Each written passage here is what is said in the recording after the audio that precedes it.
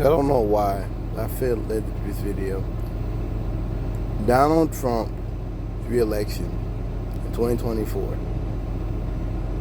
and the defeat of Kamala Harris was the last chance we had at any significant climate change action.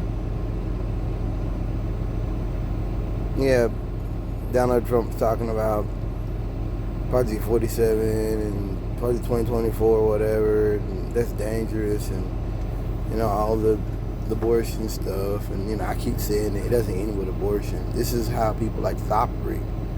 They're testing the boundaries. This is what I was told when I was younger. Every time we get something, civil rights or whatever, there's always some sort of a clawback. There's a backlash. Nixon, you saw it with Nixon, and you had the protests in the 60s and all that, and you had Nixon and the hard hat riots in New York beating on the hippies, and the police let them do it. There's always a clawback. There's always a backlash, a white backlash. That's this. And I can't even say it's even a white backlash. That's the sad part about it. But because so much of the country overwhelmingly voted for Trump. Like, you understand? This was the moment. This was the moment we had to put in Kamala Harris, very positive, very charismatic. Her and Tim Walz, they were very much like people I grew up with.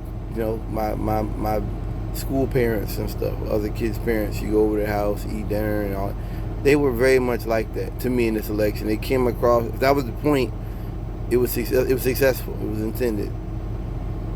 This was some people talk about how like Kamala Harris didn't do it, like some leftists talking about they didn't do enough, and she was telling like people to shut up about things, about Gaza and stuff. And some people like she should have done more talking about Gaza. And then some liberals out here like, she shouldn't even have. Oh, she did play to that. She shouldn't have. And it's like, whatever, dude.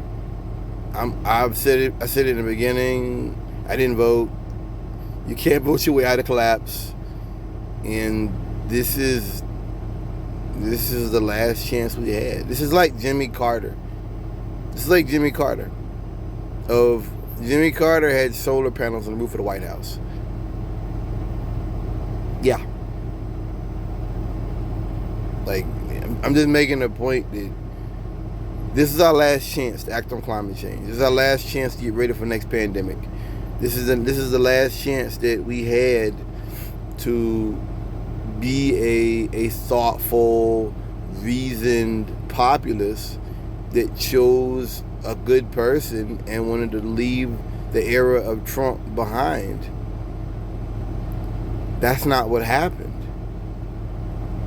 And for a lot of Americans, that's not what they want. They want hell. They want another 4 years of hell and chaos and nonsense. And they're going to get it. And it's just, as I said, it's so tragic that what can we do? The ballot box is one of the few protections we really have, and I guess America no longer believes in science. We no longer, we're not the good guys. I've been saying that with Trump. I think with Trump, no matter what, he's a crook. Everybody around him's crooks. Manafort, Flynn, they're crooks. And they found a way to anything they do bad to be like, it's a political prosecution. And it's like Bannon, for example. You didn't follow a congressional subpoena. You publicly made a joke about it, and you went to jail. What about that is hard to understand? You subpoena, produce the body. You come forward, you present evidence or testimony. If you don't, you go to jail, contempt. That's your choice. I think he asked for a sentence too. I just, it's sad to know that and realize that and understand that this is our last chance. All those Extinction Rebellion kids out there and stuff, this is it. We failed you.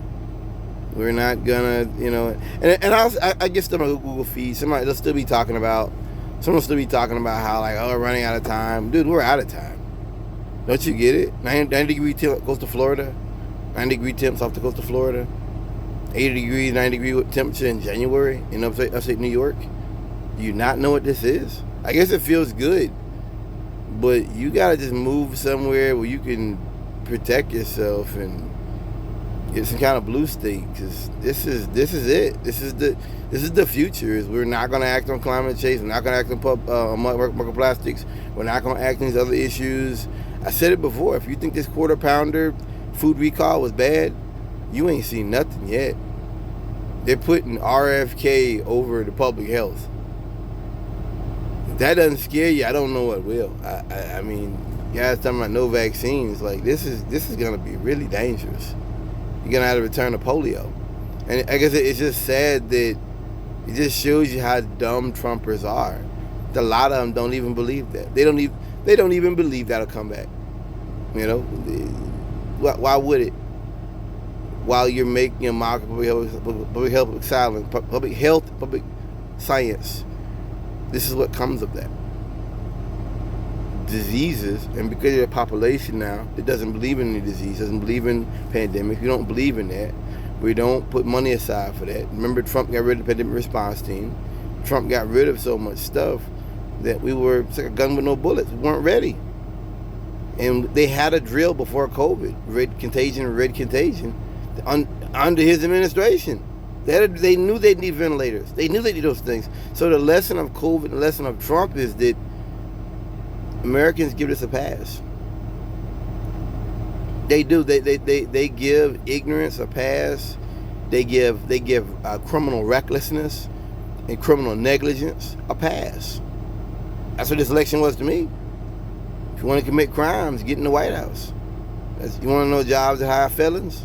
The White House. It just, like I said, it's just so sad to realize that this is what Americans want, and we are all going to be lesser.